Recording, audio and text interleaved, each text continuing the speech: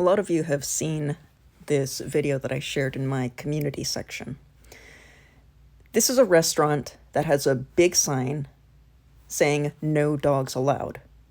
But because of the ADA, even places that prohibit dogs for federal health code reasons must allow service dogs. The problem with that is that in America, there is no proofing system for service dogs. Someone's dog is a service dog if they say so, because they're not required to show any type of credentials or proof.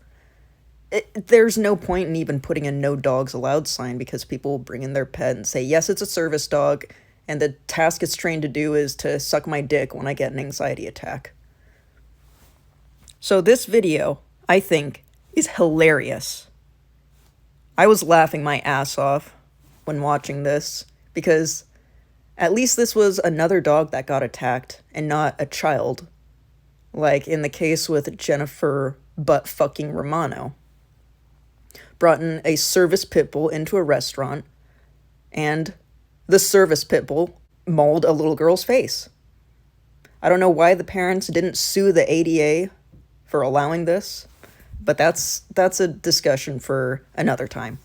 So let's watch this hilarious video.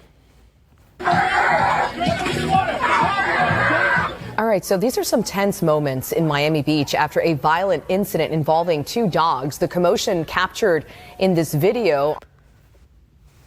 Right away, why were the dogs in the restaurant? What possible reason could a dog have in a restaurant? And these people are not disabled. They're fakers, and they should have been charged with service animal fraud.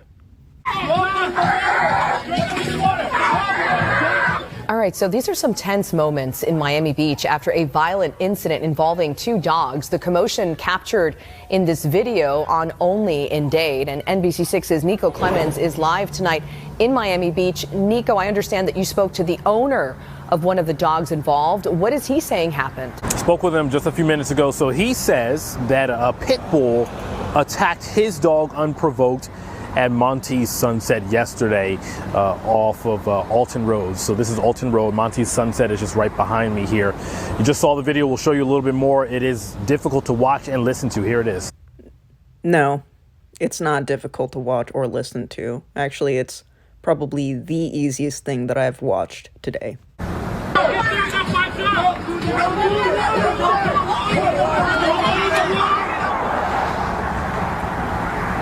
So again, this is video posted by Only in Dade. You can see and hear how chaotic it was. You can also hear a dog yelling. So Chris Borchetta says that's his dog, the brown one right there. Borchetta says he went inside with his dog and met up with some of his friends. And do you see that? Do these people just not see these signs? They think because they can say that their dog is a service dog that these just don't apply to them. Why not go to a dog-friendly restaurant? They're all over the place nowadays, and it's disgusting. Why don't you go to one of those? Go be with your people. But no, they want their dog to be the only dog allowed, so they say, oh, it's a service dog. Yeah? Prove it. Exactly. They can't. When the pit bull clamped down on this dog, it wouldn't let go. And you can hear and see other people obviously trying to help. Eventually, they were able to separate the dogs and... You see other dogs here, too. Separate the dog. Right there. I don't know if that's the same mutt involved, but they should not be allowing service dogs. That's why that one restaurant said no dogs, including service dogs. Until the ADA changes something, you must assume that all service dogs are fake, because there's no proofing system. There's no oversight. Dogs, and Borchetta called 911. He says his dog has serious puncture wounds and underwent 3 hours of surgery. Aw, poor baby. I just heard my dog start screaming out of nowhere, and I looked down, and this dog had clamped onto her backside and was dragging her across the pool deck by her backside, and she was screaming. Who cares? Okay, so Borchetta says his dog is a service dog. He also says the owner of the other dog told him and police that his dog is also a service dog. So you have two fake service dogs in a restaurant that doesn't allow dogs. as well. You saw a sign on the business in that video. It says no dogs allowed. So we spoke with the GM at the business. He did say, yes, we allow service dogs in here, but he didn't want to go on camera or make any additional comment. He was waiting for the police report and more information to come out. We did reach out to Miami Beach Police to get more information about this video and what this dog owner says happened here at Monty's Sunset. Of course, we are waiting for them. We haven't heard back yet, but we are waiting to get more information from Miami Beach Police. I like how he calls them dogs. Even he knows that they're fake. They're fake service dogs. I also appreciate that they didn't say the dog's name either. I hate it when they use the dog's name because that's their way of personifying it. So you'll feel a little more bad if you hear the dog's name and hear how it got a dirt nap or something. Now, some might be asking, why do these businesses allow dogs anyways? And it's because they're afraid of lawsuits from these insane people, because they'll bring in their fake service dog into a place that says no dogs allowed, and they'll say, oh, it's a service animal. Service animals are permitted in places where dogs are normally banned. Meh, meh, meh. They try to run these people into the ground and make them go out of business. And this very nice lady person had commented on my most previous video. She writes, I'm a black woman. If I went anywhere, let's say Walmart, and was asked to leave because I was black, I would and would never go back.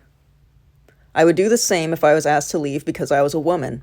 I would not seek to bankrupt their business because I would actually appreciate the fact that they were upfront with how they felt.